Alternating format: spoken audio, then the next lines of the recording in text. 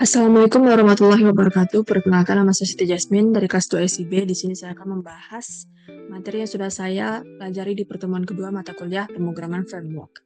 Materi-materi tersebut diantaranya ada konsep MVC, root Laravel, kemudian ada VS Code Extension, kemudian ada pembuatan root, pembuatan controller, dan pembuatan view. Tetapi di kelas, pembuatan controller dan pembuatan view itu tidak sempat dibahas. Jadi video kali ini saya akan membahas materi-materi selain kedua materi tersebut.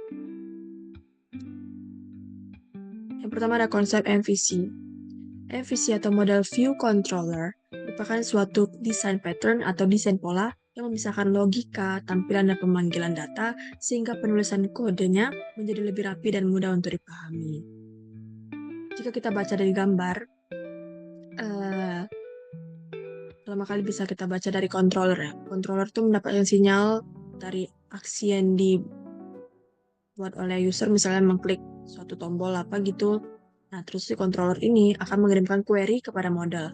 Nah, model akan mengirimkan data yang sesuai dengan permintaan controller tadinya, dan kemudian mengirimkan data tersebut ke controller kembali, dan controller akan mengelola data tersebut dengan sebaik mungkin. Kemudian data tersebut akan dikirimkan ke view untuk diupdate. Nah, cara ini akan terus berulang sesuai dengan permintaan dari atau aksi dari user. Dengan kata lain, si controller ini itu menjadi penghubung antara atau jembatan di antara model dan view. Seperti itu. Yang pertama ada model. Model letaknya di direktori app/models yang menjadi representasi objek dalam database agar interaksi dengan database semakin mudah dan efisien. Sebenarnya model di Laravel ini ada banyak, tetapi ada dua yang menjadi fokus di pertemuan kali ini, yaitu Eloquent ORM atau Object Relational Mapper ORM, dan ada juga Soft Deletes.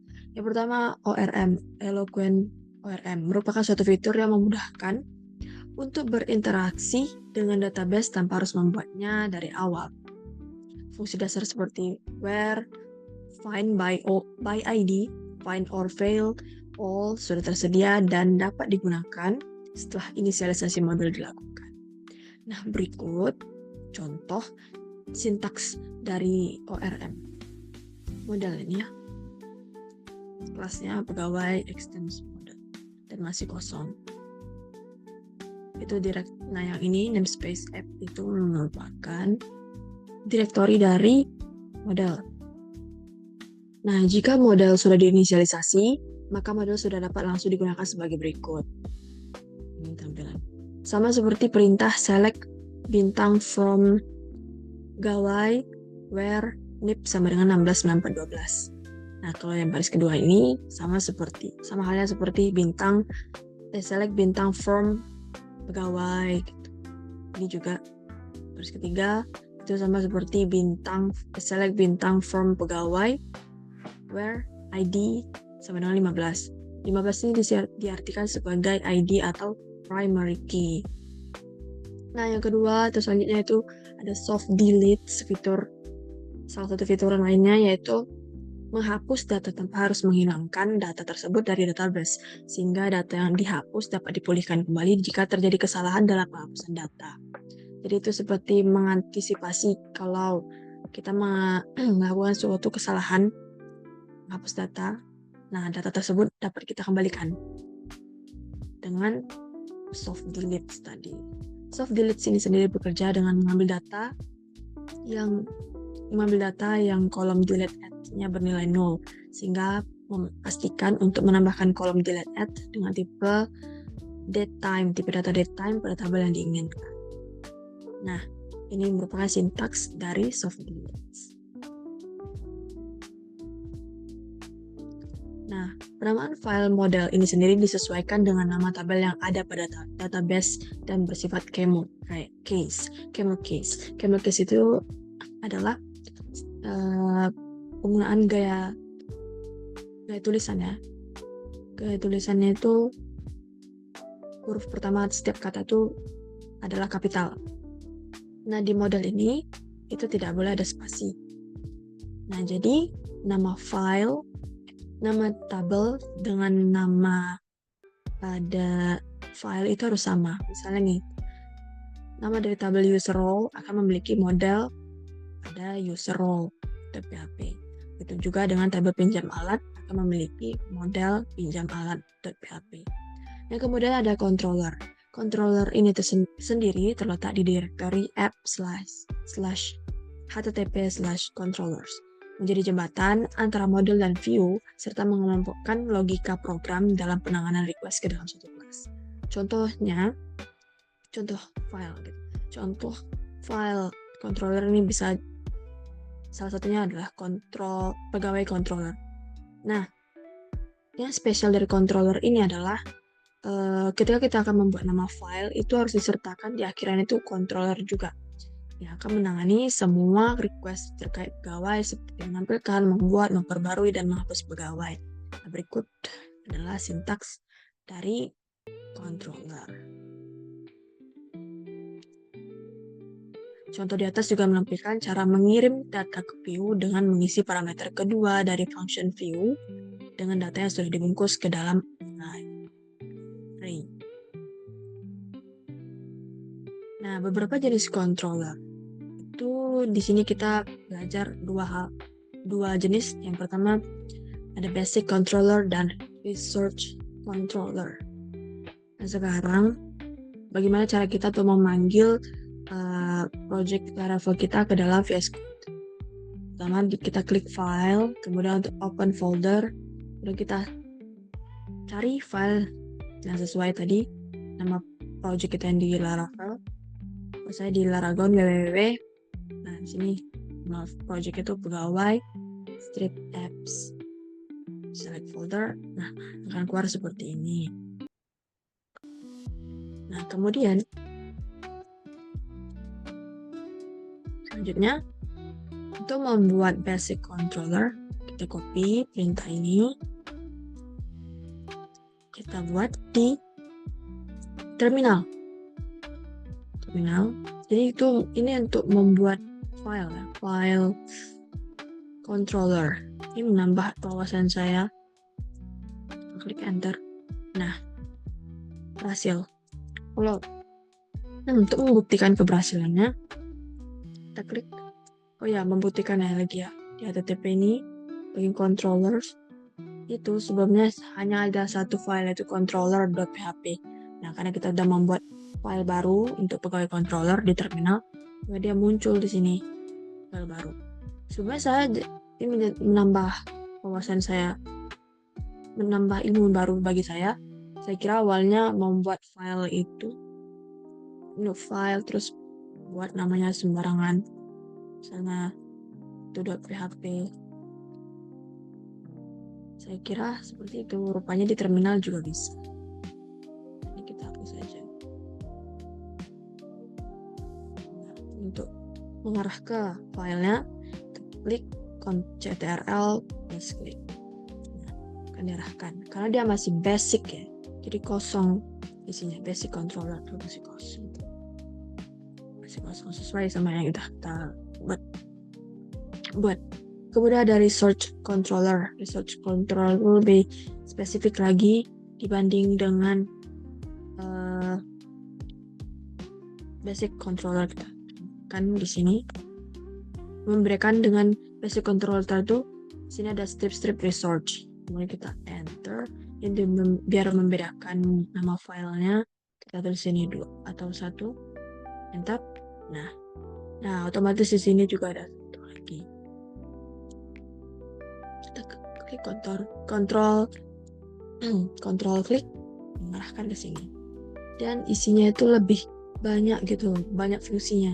Kalau yang basic controller kan masih kosong.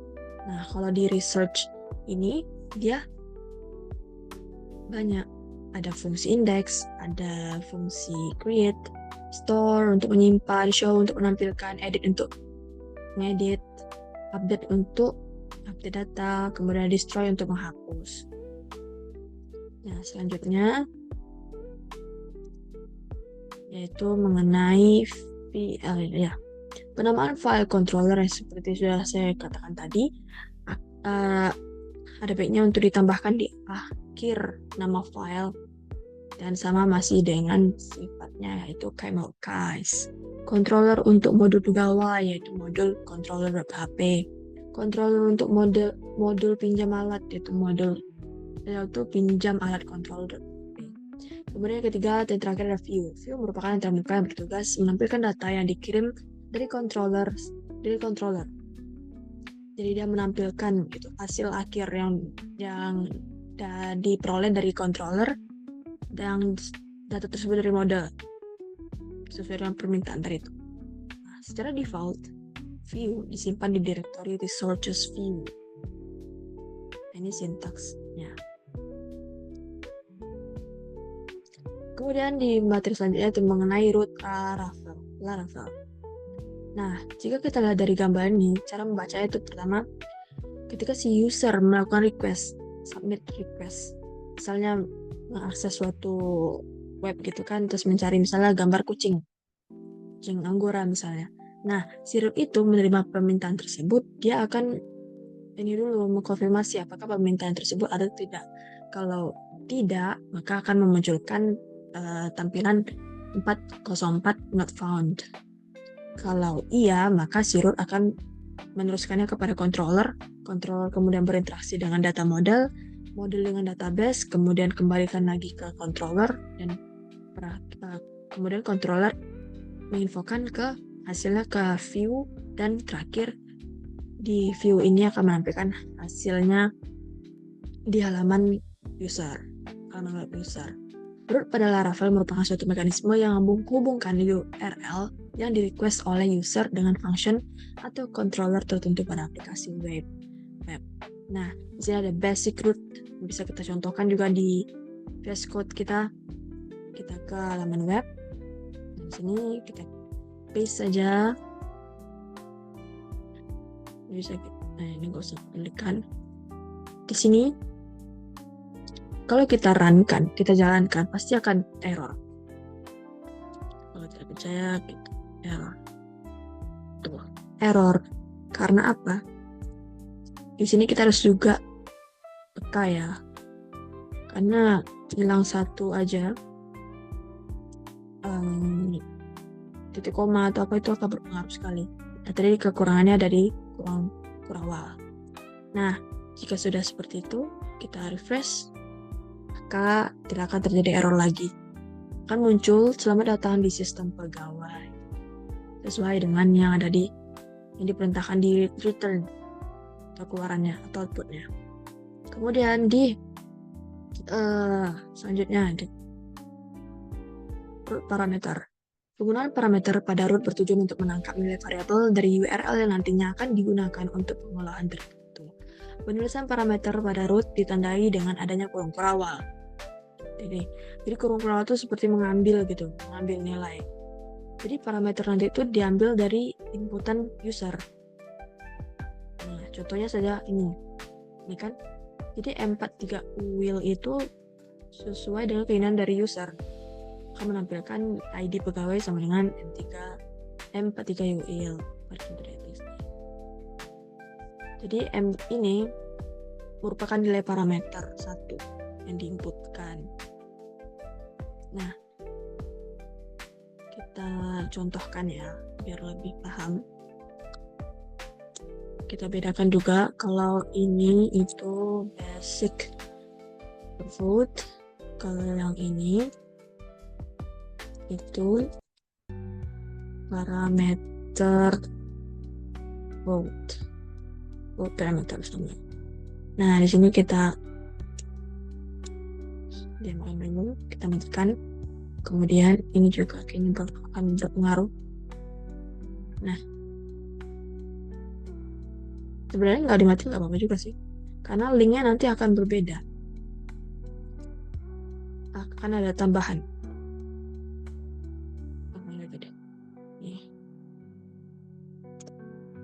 Nah, ini kita ketika memanggilnya terus menyertakan nama parameter tadi itu, parameter misalnya Jasmine. Oh, wow, kenapa? Oh, bukan parameter, tetapi pegawai. Oh, pegawai. Nah, muncul hasil ID pegawai dengan Jasmine. Oke, untuk parameter root berhasil. Nah, jika ingin menerapkan parameter yang bersifat opsional, maka tambahkan tanda tanya pada akhir parameternya dan berikan nilai default pada parameter functionnya.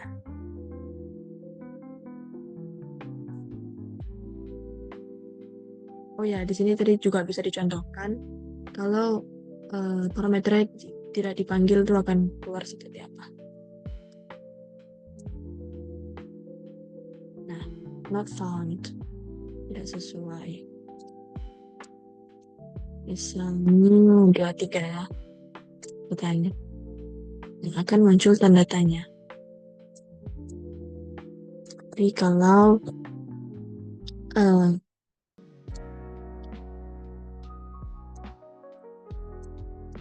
hanya ini aja, or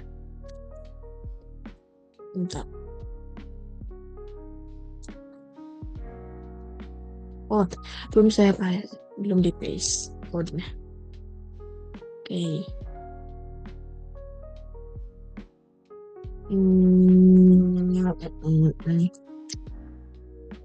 Ini kalau kita refresh, ID tidak tersedia. Tetapi kalau kita sertakan parameternya dengan ikuti tanda tanya,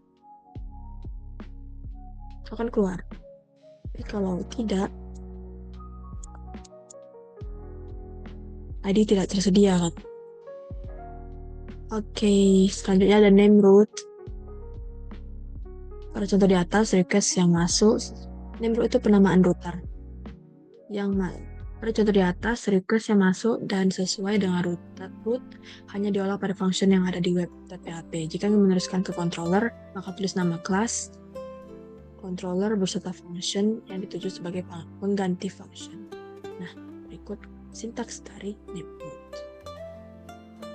Kemudian kita akan bahas tentang VS Code extension. Nah, ini beberapa extension yang disarankan untuk kita download agar memudahkan kita dalam mengembangkan Laravel. Di antaranya ada Laravel extension, kemudian ada PHP namespace, resolver, kemudian ada PHP format, dan kemudian ada auto close tag, auto rename tag, dan terakhir code snap. Nah, kemudian ada mungkin saya perlu menunjukkan bagaimana cara mendownloadnya. Pertama di extension nih, bagian kiri, dan bagian kiri. Kemudian kita misalnya saja code snap. Nah, oke. Nah, ini fungsinya untuk seperti SS gitu. Seperti SS. Nah, cara penggunaannya.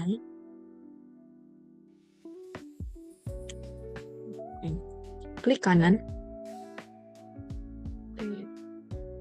Otomatis. Bener ya? Oh, lupa. Dia harus di ini dulu. Di blok. Kemudian code snap.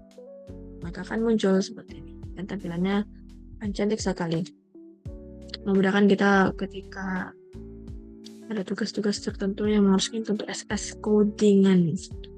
Nah, kita kemudian ke pembuatan root. Di sini itu challenge ya. Di kelas juga sudah diuji. Pertama adalah terapkan basic root dan root parameter. Untuk basic root, buatlah sebuah root di mana jika diakses maka akan tampil tanggal dan waktu saat ini. Gunakan function bawaan PHP untuk mendapatkan tanggal dan waktu tersebut. Yang kedua adalah root parameter. Buat sebuah rute root yang menyediakan dua parameter dan terapkan logika berikut. Jika parameter 1 sama dengan 0, maka echo atau panggil parameter 2. Jika parameter 2 yang 0, maka echo parameter 1. Dan jika keduanya tidak 0, maka buat parameter 1 dikalikan dengan parameter 2. Dan terakhir, jika kedua parameter sama dengan 0, maka tampilkan echo, silahkan masukkan parameter. Nah, untuk soal tadi, saya udah buat ini hasil yang diuji, coba di kelas. Untuk basic root ini kita bedakan ya. Basic root. Nah, di sini basic root yang sama seperti tadi sintaksnya. Terus akan menampilkan tanggal hari ini adalah, nah, tanggal hari ini adalah ini seperti kalimat biasa ya. Kemudian dipanggil dengan titik. Kalau di Java kan pakai plus. Nah, kalau di PHP itu dia pakai titik untuk memanggil data lainnya. Nah, di sini ada date dalam kurung. Nah, ini tuh merupakan format tanggal untuk menyesuaikan dengan jam atau waktu yang sifatnya real time gitu. Ada D, M, Y, I, S. Ini untuk tanggal, D untuk tanggal, M untuk bulan, Y tahun, jam, menit, dan detik. Kalau kita run, nih, karena dia basic root, berarti dia nggak usah manggil apa-apa. Nah, akan memunculkan tampilan seperti ini sesuai. Jika ingin detiknya itu berjalan, kita refresh terus.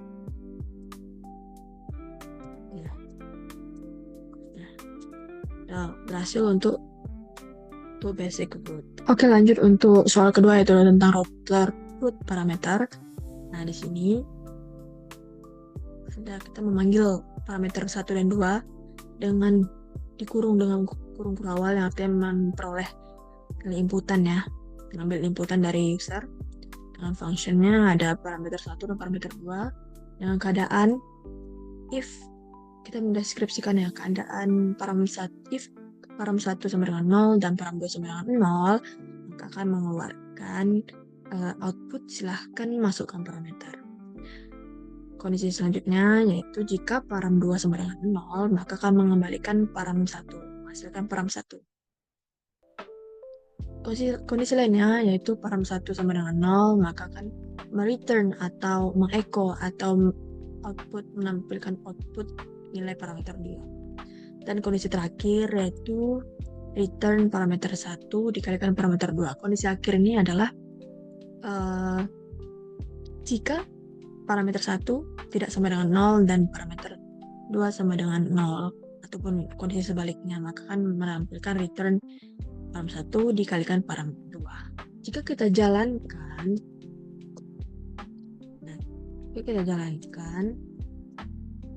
ini pakai parameter, kita tadi pakai parameter. Itu contoh soal 1 ya. Jika parameter 1 sama dengan 0, maka echo parameter 2. Jika parameter 1 sama dengan 0, maka echo parameter 2. Maka yang keluar adalah parameter 2 karena si parameter 1 sama dengan 0 sesuai dengan soal. Nah, jika parameter 2 sama dengan 0, maka echo parameter 1. Gitu kan. Jika parameter 2 sama dengan 0, maka echo parameter 1. 8. Oke. Jika keduanya tidak 0, maka parameter 1 dikalikan parameter 2. Jika tidak ada yang 0, maka kedua parameter akan dikalikan. Jadi 8 kali 2, 16. Dan kondisi terakhir adalah jika kedua parameter 0, maka tampilkan silahkan masukkan parameter.